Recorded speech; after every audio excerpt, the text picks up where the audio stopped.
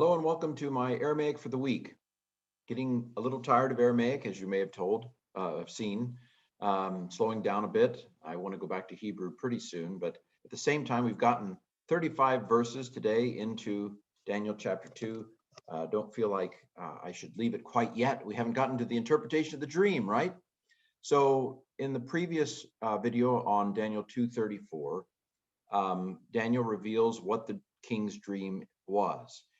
The king saw an image with a head of gold and then kind of shoulders and chest of silver and then a belly of bronze and legs of iron and then feet made of a mixture of iron and clay. And that's kind of where we're at. So we reach verse 235. All right. Bedayan, Daku, Kakada, Par Zala, Kaspa, Nakasha Kaspa. Okay, line number 1 of our, this is a long verse, longer verse today. All right, so ba is in, and then adayan is a bit of a then, in then, doesn't make sense as translating in then. I put the n just so you knew the bay there is in, but then, it's basically what it means. Daku, they crushed. So this is just a normal third masculine plural call, or we would say, what would we say in Aramaic? We would say it's a pa'al. So basic stem, Grundstamm. And then they crushed kakada, as one. So ka is as, same as Hebrew, ba is same as Hebrew. Akkad is one in Hebrew. This is kada, which is related. It's lost its aleph. Anyway, as one. Then they crushed as one, par zala, the iron. Kamatz aleph, kamatz aleph, kamatz aleph, kamatz aleph. This is all the. So kind of a principle here. I had a friend once use this as a principle of organization, that if the feet are not solid, the whole thing is going to topple, and that's what happens here. The feet of the image, which are a mixture of iron and clay, are not stable, and so when they're gone, everything's gone. The weakest link, so as one they crushed Parzala, the iron, Parzel meaning iron, and then also the clay, Kasaf, the clay, the iron and the clay. So we go for the feet, it's like in Star Wars or in Civil War Avengers with Spider-Man. Anyway, never mind.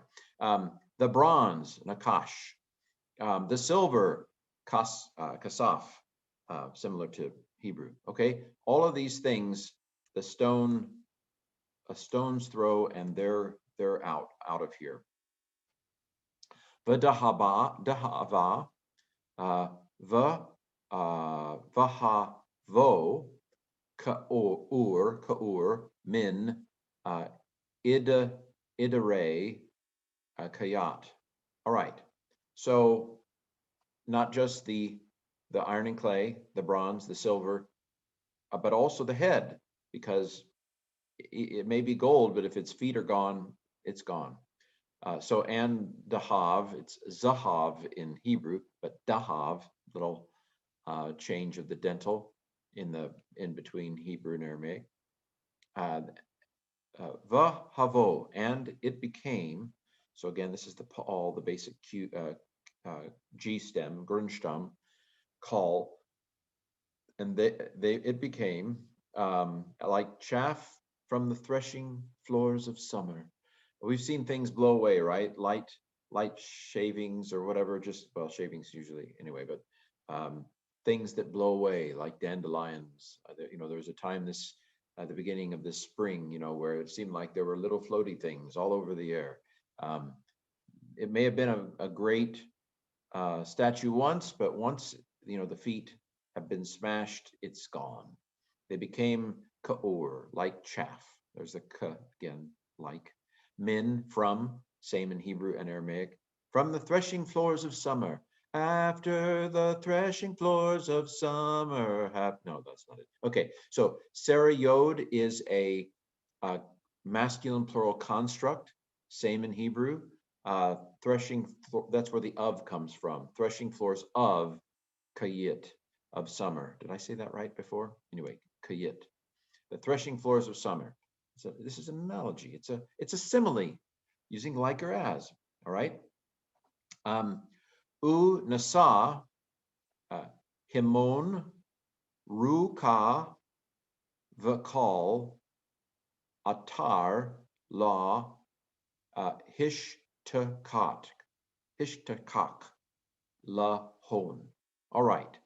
And Nassau, we have liftoff and picked up. Again, I think this is a good old all G call ground stem, whatever you want to say, and it picked up himon, them.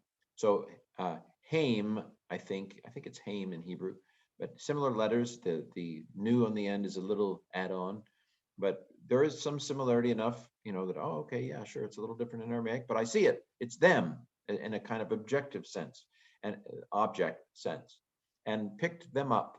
What did the Ruka pick them up? In Hebrew, of course, ruach is spirit or wind, and here we have in Aramaic as well, Ruka, the spirit, Kamatz Aleph being thus. So the wind picked them up like the chaff from the threshing floors of summer. Vakal, and every atar, every trace, it was picked up as well. Oh, no, sorry. And every trace, la hishtakak, was not found. Okay, so la is the Aramaic version of lo because it hasn't undergone the Canaanite shift. And then, so this verb right here, let me double check. Yes, as suspected, this is the HTD.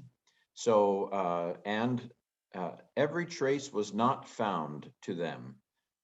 So, la's too, and this must be them. Little different form from that. So I'm hold on that thought. But let's look at this HTD here. Hithpa'al in Aramaic, Hithpa'al in Hebrew. Let's not forget our Hebrew because we're doing a little Aramaic here. But you can see the there, Hithpa'al. Now, what happens here, and this happens in Hebrew too, we have a metathesis of the sheen and the tav. So the word is actually shakak. And the stem prefix is hit. We've taken a hit. But when you have a shin and the tav, sometimes they switch places. It's kind of fun. So instead of it being hit shakak, it's hish takak. Anyway, it's funny. Isn't this fun? But so this is a hithpa'al. I think it's third masculine singular. Every trace of them was not found to them. They're gone. They're blown away. What happened to this image? It's gone. All right. The avna di ma kat la zalma ha vat la tur rav. All right. And the stone, the Evan does it again. Evan's always smashing stuff. Stop it, Evan. And the stone, so Kamatz Aleph is the. That D, this is the relative pronoun in Aramaic. It's like asher in Hebrew. And the stone that struck, makat, I think this is again a pa'al, a G stem, a call stem, the basic stem, third masculine singular. The stone that struck lezalma, to the image, to the Kamatz Aleph, zelam, sorry, to the image. Havat became latur, to a mountain, rav, to a great mountain. So the stone that knocked them all down became a mountain. What is this stone? We're going to find out as we keep going forward. Okay, so I did a quick look up.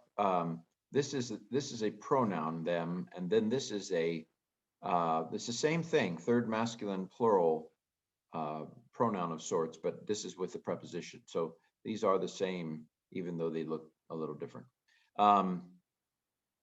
It became to a mountain. The Hebrew word for mountain is har. So tur is there.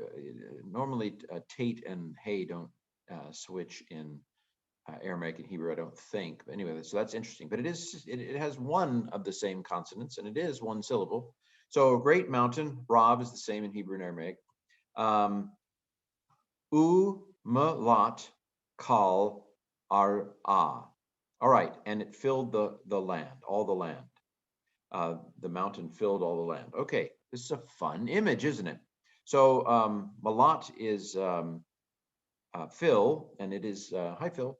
It is a call, third masculine singular, or we might say a paal. We might say G stem. All the land. Eretz, you'll know from Hebrew. In the beginning, God created the heavens and the haaretz and the earth. The ayin and the Zion have changed, or not Zion. Oh, good grief. The one moment while I get my brain. Sade. Good grief. It's too early. So the is kamatz aleph, but this it's eretz in Hebrew, and this is a tzadeh.